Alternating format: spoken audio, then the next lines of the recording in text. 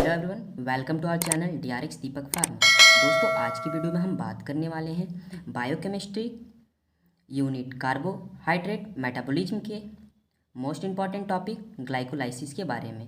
इस वीडियो में मैं बात करूंगा ग्लाइकोलाइसिस के पाथवे, एनर्जेटिक्स एंड सिग्निफिकेंस के बारे में।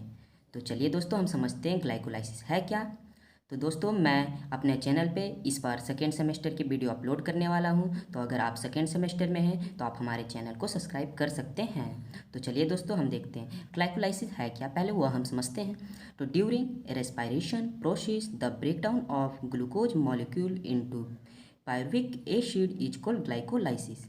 तो ग्लाइकोलाइसिस एक तरह का रेस्पायरेशन प्रोसेस जिसमें हमारा ब्रेकडाउन होता है ग्लूकोज मॉलिक्यूल्स किसमें, पायरुविक एसिड में, उसी को हम ग्लाइकोलाइसिस बोलते हैं। तो चलिए दोस्तों, हम इसको और अच्छे से समझते हैं। ग्लाइकोलाइसिस को हम ड्राइव करते हैं इसके वर्ड से, जैसे ग्लाइको मीन्स ग्लूकोज होता है, लाइसिस में ब्रेकडाउन होता है या स्प्लिट होता है। तो सो इट मीन्स हम समझ सकते हैं कि breakdown of glucose is called glycolysis.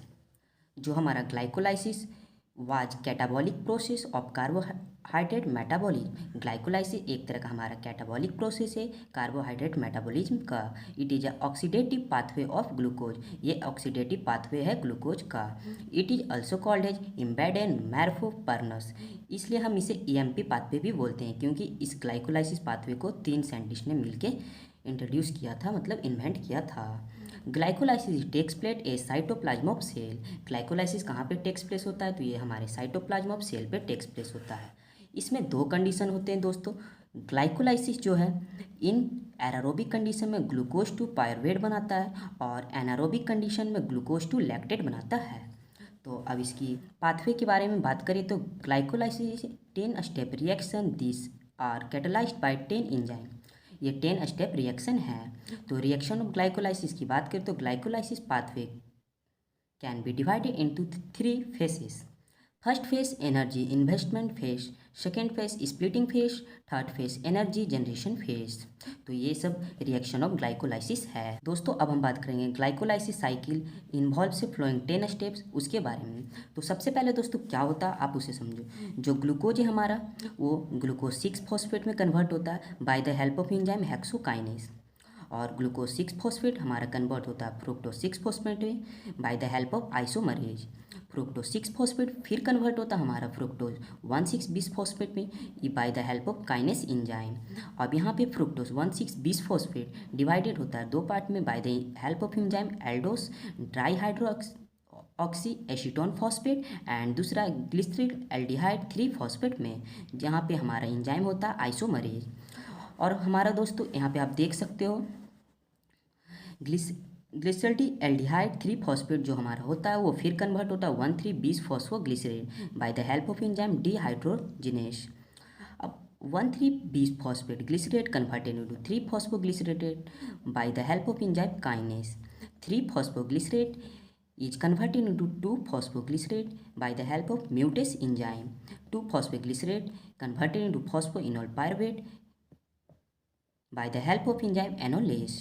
Phosphophenol pyruvate converted into pyruvate by the help of enzyme kinase. तो दोस्तों, आपको इसे याद करने में थोड़ी मुश्किल हो सकती है, तो मैं आपको कुछ ट्रिक बताऊंगा जिससे आप ग्लूकोज पाथवे या ग्लाइकोलाइसिस पाथवे को आप याद कर सकते हो। तो दोस्तों, हम देखते हैं कि हमारा एटीपी कहाँ कहाँ कंज्यूम्ड हो रहा है। तो एटीपी से एडीपी बन रहा है, तो यहाँ पे हमारा एटीपी कंज्यूम हो रहा है। ग्लूकोज एंड ग्लूकोज 6 फॉस्फेट बन रहा है, वहाँ पे हमारा एटीपी कंज्यूम हो रहा है। फिर fructose 6 phosphate and fructose 1,6-20 phosphate के बीच हमारा एटीपी कंज्यूम हो रहा है।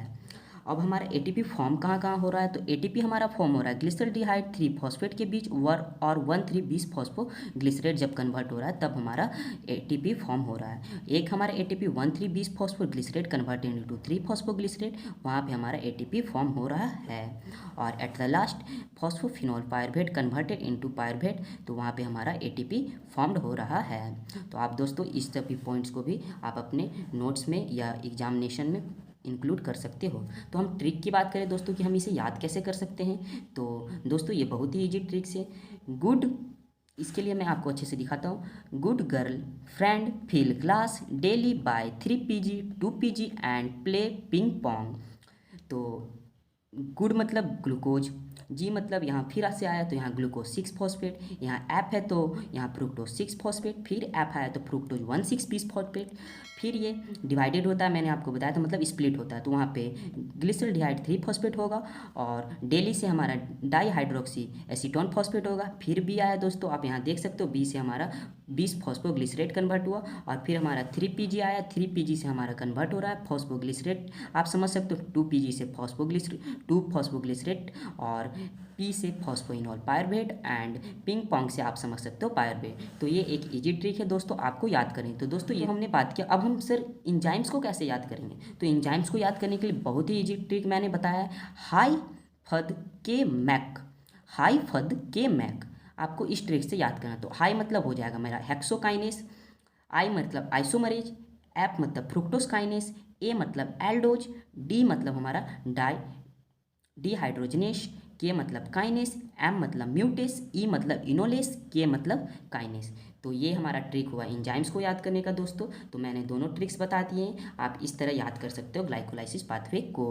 अब मैं बात करता हूँ बायो एनर्जेटिक्स ऑफ ग्लाइकोलाइसिस के बारे में। टोटल एटीपी हमारा इन्वॉल्व होता है 12, टोटल एटीपी कंज्यूम्ड होता है 2, जो मैंने पहले बताया, जो 2 एटीपी कंज्यूम्ड हुए, और टोटल एटीपी फॉर्म होते हैं 10, और टोटल एनर्जी गेन और net gain of ATP in glycolysis cycles total होते हैं 8, क्योंकि एटीपी हमारा फॉर्म हुआ 10 और हमारा एटीपी कंज्यूम्ड हुआ 2, तो 10 - 2 हमारा 8 एटीपी, हमारा net gain of ATP in glycolysis हमारा कितना होता है, 8 एटीपी होता है।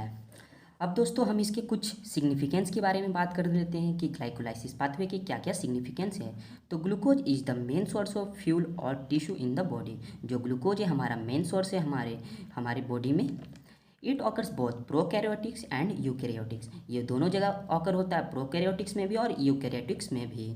The end product of glycolysis is pyruvate, it is the most important for TCS cycle, जो हमारा इंड प्रोडक्ट है ग्लाइकोलाइसिस का वो पायरुवेट होता है और ये हमारा बहुत ही इंपॉर्टेंट है टीसीएस साइकिल के लिए। कि दोस्तों आपको मैं अगले वीडियो जब मैं बनाऊंगा उसमें साइट्रिक एसिड साइकिल पढ़ाऊंगा, तो उसमें मैं आपको बताऊंगा कि पायरुवेट का क्या यूज है, ग्लाइकोलाइसिस पायरुवेट का कैसे यूज है हमारे टीसीएस साइकिल में।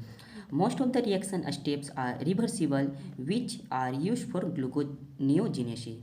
ग्लाइकोलाइसिस का जो पाथवे है उसमें जो स्टेप्स है वो रिवर्सिबल है, जो हमारा यूज होता है ग्लूकोनियोजेनेसिस पाथवे में। The process of glycolysis occur in cytosol, so it is a very important process of energy generation for many organism। ये एक बहुत ही इंपॉर्टेंट प्रोसेस है एनर्जी जनरेशन का फॉर मैनी ऑर्गेनिज्म। तो दोस्तों मैंने इस वीडियो में आप लोगों को बताया है ग्लाइकोलाइसिस पाथवे के बारे में और इसके एनर्जेटिक्स और इसके सिग्निफिकेंस के बारे में। अगर दोस्तों आपको नोट्स भी चाहिए तो आप हमें कमेंट बॉक्स में कमेंट कर सकते हो, मैं नोट्स भी अपलोड कर दूंगा अपने टेलीग्राम चैनल पे, जिसका लिंक मैं डिस्क्रिप्शन बॉक्स में डाल दूंगा। आई होप यह वीडियो आपको समझ आई होगी। अगर आपको यह वीडियो अच्छी लगी तो please like share and subscribe. Thanks for watching my video.